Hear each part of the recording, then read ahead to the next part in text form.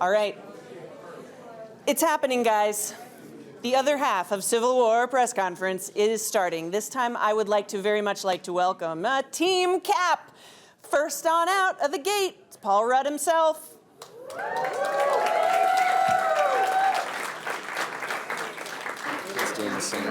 Following. Where do I sit? Here or there? Come on down here, Mr. All right. Rudd. I don't want to step on Captain America's toes. Nope, never. All right, sorry. It's all good now. We're all set to go. We're all right. The voice of Anthony Mackie will be followed by his body.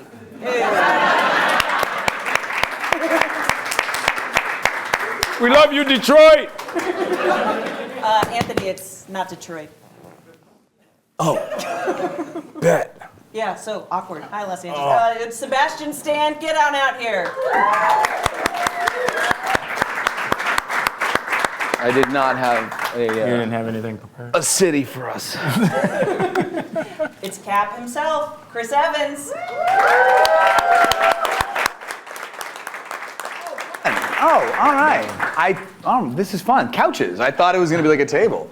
Right? Look at I us. know, it was a surprise to us all. Real Sit on the kickback. table. Just. Sorry. Very comfortable. We're keeping it real for Elizabeth Olsen I'm coming going out to sit next. back.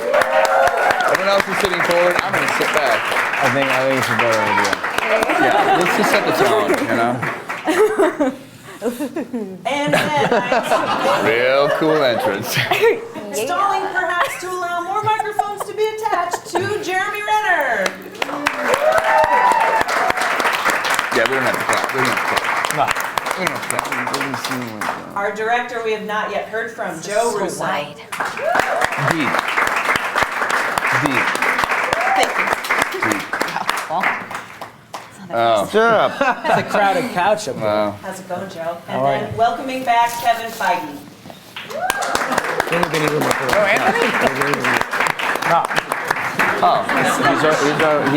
He opted for that front seat. Chris, I want to throw you the first question here.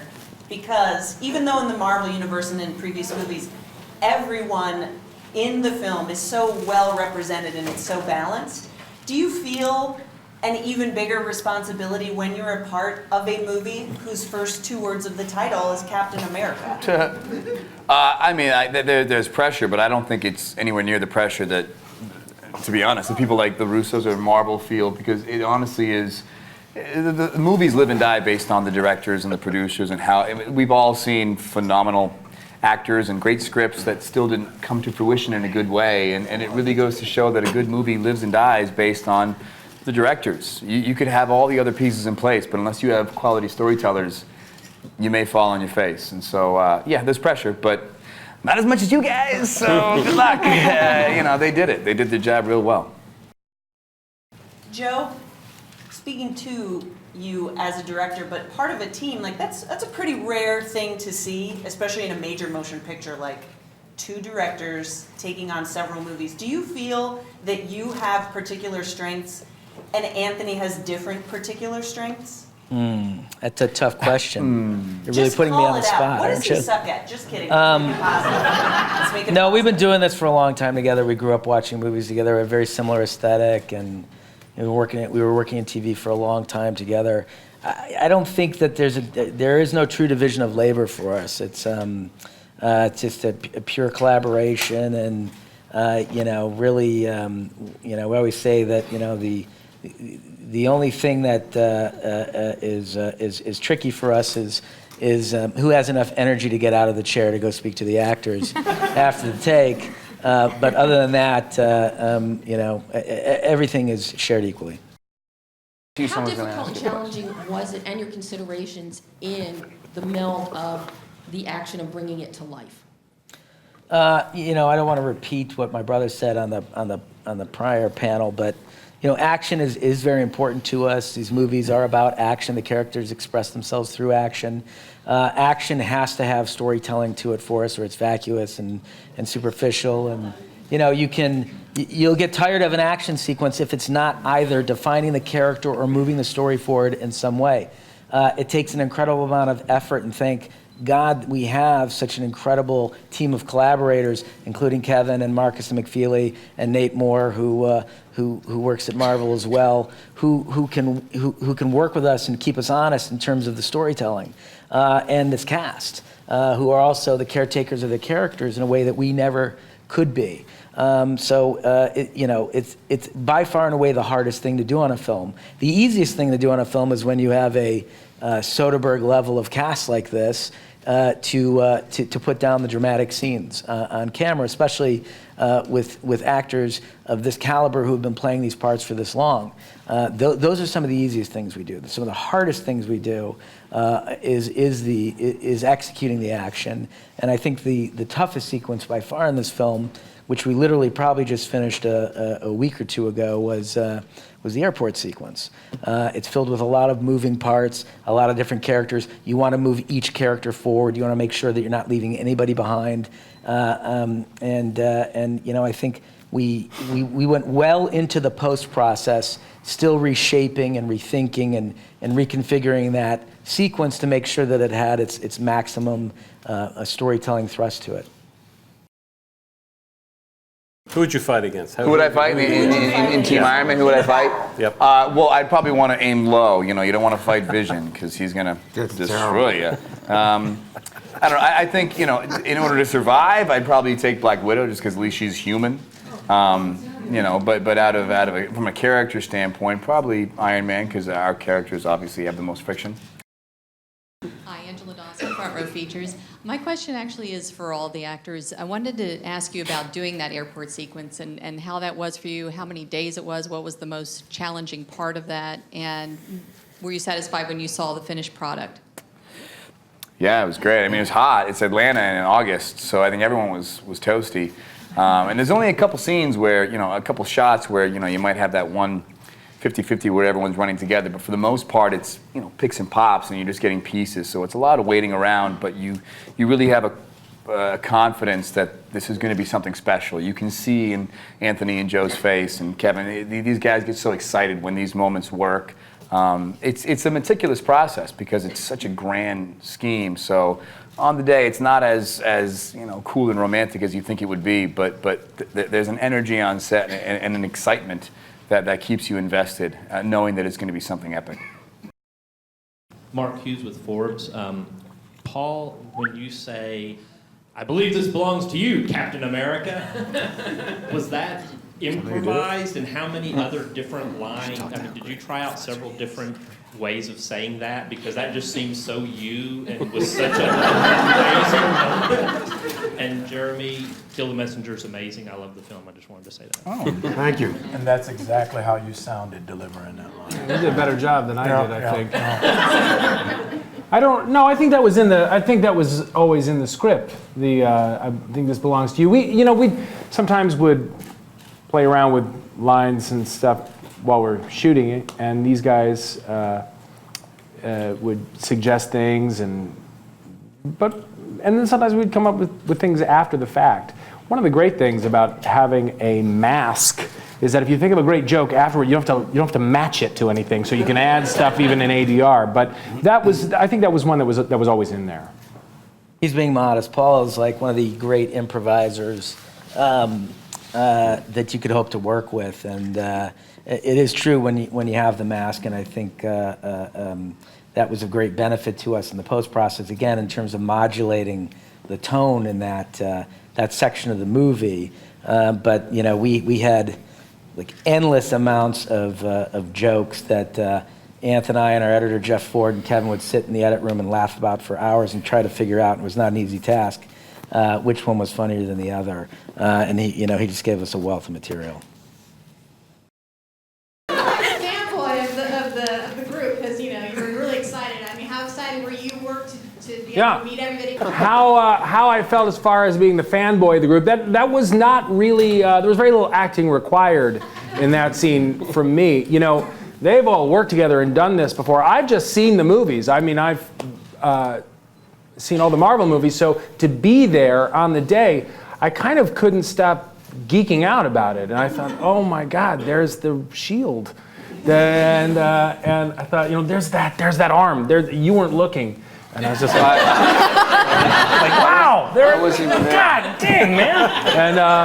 And so like that kind of thing. Even when I was getting the suit on, there's this area where we'd get changed and stuff, and it's like, oh, there's Iron Man's suit. It's like, whoa, and there they all are. I did feel that excitement of what, I can't believe that I landed here. This is nuts.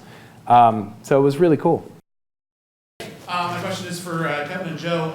You got to introduce a lot of the bug-centric superheroes into the mix in this film, but we saw Ant-Man and Spider-Man, no Wasp. Can you explain the decision behind not bringing Evangeline Lilly into this film? There were drafts where Wasp participated in the splash panel fight, the airport battle, and the truth is, you took away the fun of seeing her suit up for the first time, of seeing her on that road to being a hero. We experienced that with Ant-Man in his own movie. We experienced that with Spider-Man in many movies. And we have big plans, and we later announced the title of Paul's sequel, which is Ant-Man and the Wasp. So we have very big plans to unveil her in her own movie, where she can be the entirety of the movie and not a moment in an action scene. Kevin, I have a question for you, because it's kind of hard as like an excited fan to like live in the moment of the movie, because once you've seen it, you're like, oh my God, what's next, right?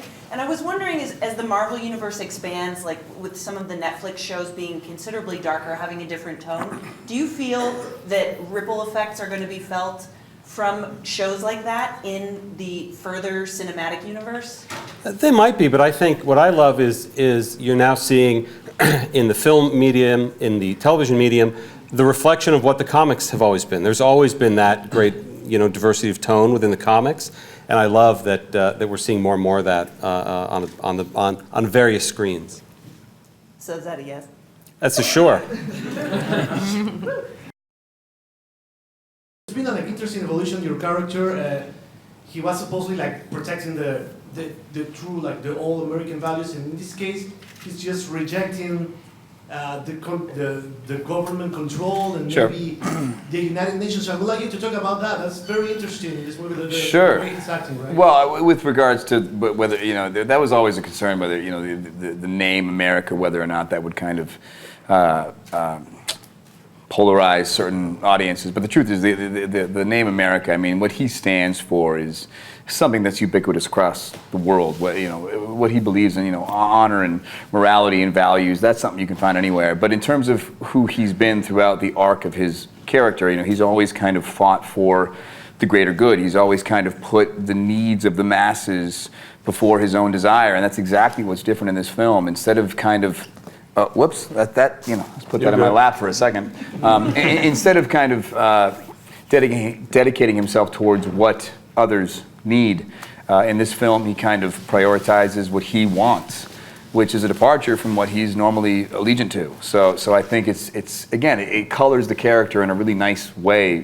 You have a guy who's this incredibly austere and moral character. It's hard trying to find ways to make him layered and dynamic, and I think in this movie he becomes potentially selfish, where he kind of puts his own desires first, but it's rooted in family, which I think is a through line that we can all relate to. Speaking of family, Jeremy, I wanted to ask you, as we got to know Hawkeye more, why do you feel that he joined Cap's side immediately in this film? He's the one who called. I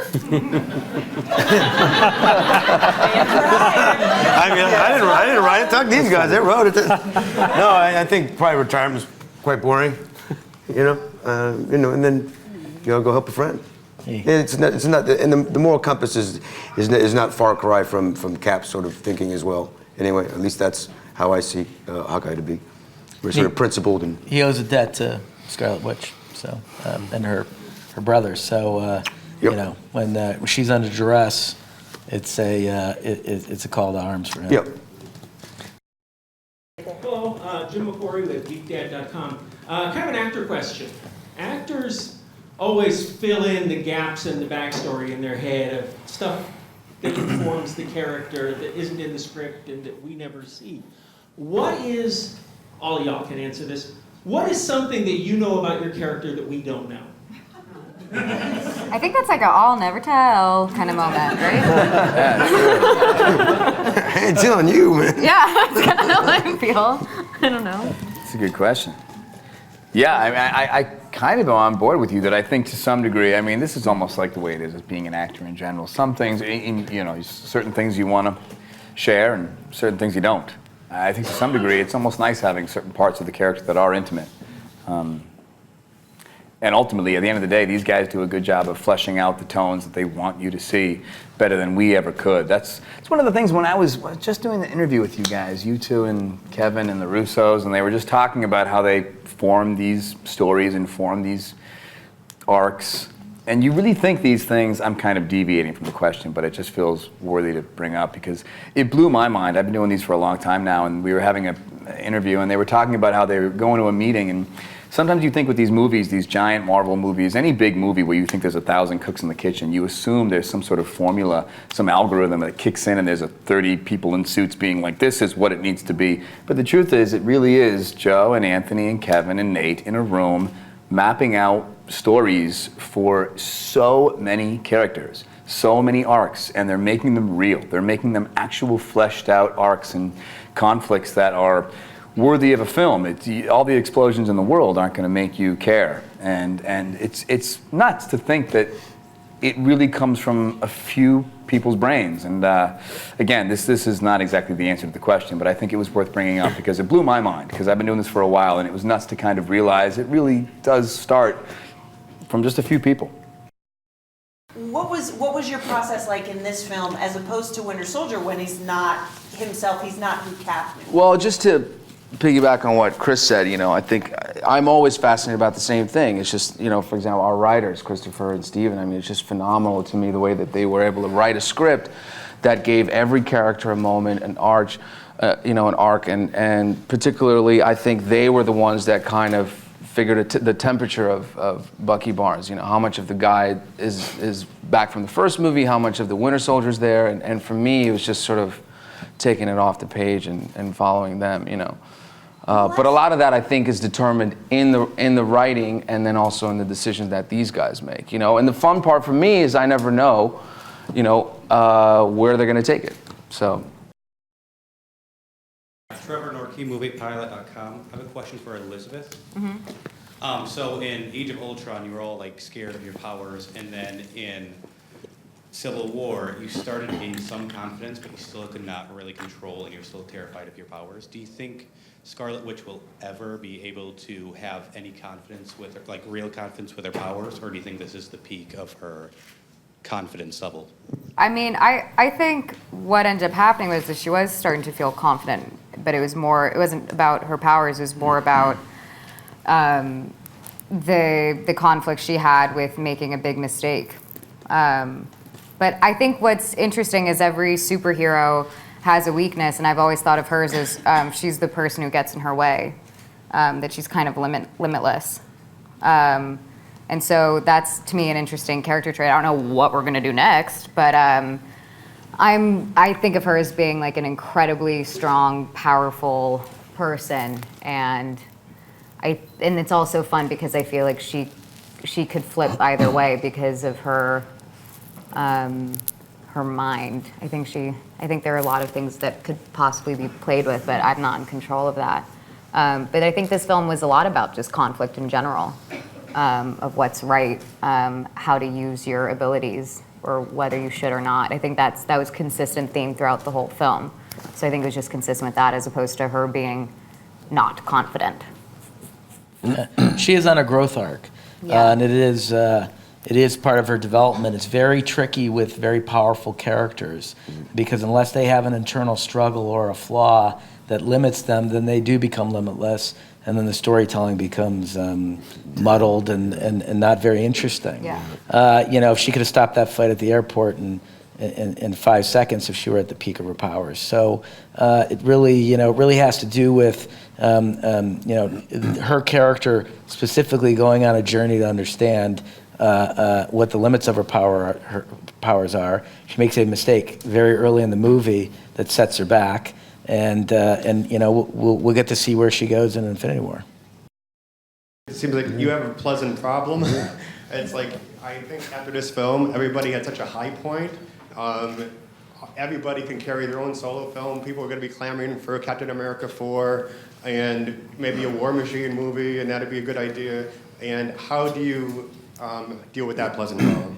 Great. Hey, listen, listen, Marvel's, and I've been really talking a lot about this in press, but it really is over the course of I've been doing this for a while now, and it really is nice to kind of step back. In the first couple of years of your involvement of the franchise, you're very internal. You're scared about being the thing that's going to cause it.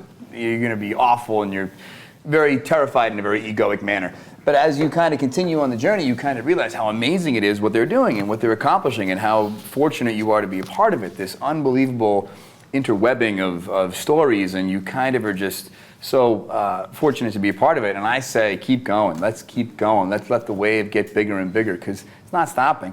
It's not like they're making bad movies. They're making great movies. And if you want to keep putting in this superhero box, you can. But the fact is, it's still good movies. It's good movies. They, especially the Russos, they ground them in such an authentic way. It's real humans, real struggles, real conflict, good cinematic storytelling with like a streak of superhero flavor in it. So I say, keep it going. Like, if you can keep doing it, keep doing it. Hey, what's up everyone? It's Lisa here with Marvel's Phase 2 officially closed after release of Ant-Man. It's now time to focus on Phase 3 that starts with Captain America Civil War. Now, if the trailer's release for this movie is anything to go by, then Phase 3 is going to be huge. So while you're all waiting for it to start, here are some fun Captain America movie facts. Now, surprisingly as it may seem, actor Chris Evans turned down the role of Captain America several times before finally getting convinced by the director and producer. Now, the image of Captain America shown in the animated title sequence at the beginning of all Marvel films is taken from the front cover of Captain America, the #1 edition that was launched in 1941. And before Captain America the First Avenger hit theatres and helped kickstart the Marvel Cinematic Universe, Marvel had much different ideas for Cap, namely a comedy. Now, before Iron Man became a hit, the original plan was for the Captain America movie to be funny, because they didn't know if audiences could take Cap seriously. Now, the fight scene in the elevator in Captain America Winter Soldier took 7 days to shoot. And keeping with Winter Soldier, Nick Fury's grave states the path of the righteous man, Ezekiel 25:17, which, as you all know, is from Pulp Fiction, and director Joss Whedon makes a cameo appearance.